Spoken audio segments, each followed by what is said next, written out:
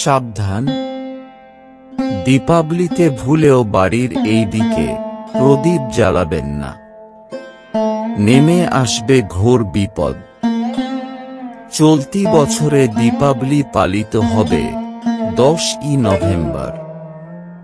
বাস্তুশাস্ত্র অনুসারে দীপাবলির দিনে কখনো বাড়ির এক জায়গায় প্রদীপ জ্বালানো উচিত নয়, তা না হলে এর বিরূপ প্রভাব দেখা যায়।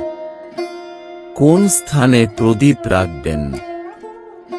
ভোপালের বাসিন্দা জ্যোতিষী এবং বাস্তু পরামর্শক পণ্ডিত হিতেন্দ্র জানিয়েছেন, বাস্তুশাস্ত্র অনুসারে ভুল করেও দীপাবলির দিন বাড়িতে এই দিকে প্রদীপ জ্বালানো উচিত নয়। দীপাবলি ছাড়াও অন্যান্য দিনেও এই দিকে প্রদীপ জ্বালানো যেতে পারে না।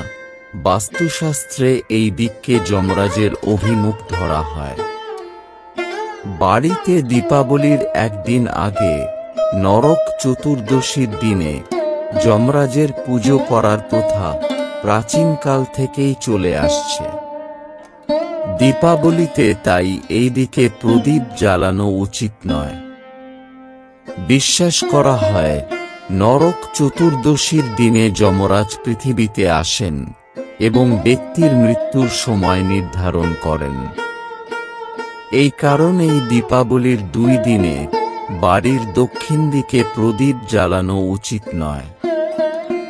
জ্যোতিষশাস্ত্র অনুসারে অকাল মৃত্যু এড়াতে যমরাজের উদ্দেশ্যে প্রদীপ জ্বালানো শুভ, তবে ভুল করেও এই প্রদীপ বাড়িতে দক্ষিণ দিকে রাখা উচিত নয়। এখানে তথ্যটি ইন্টারনেট থেকে সংগৃহীত।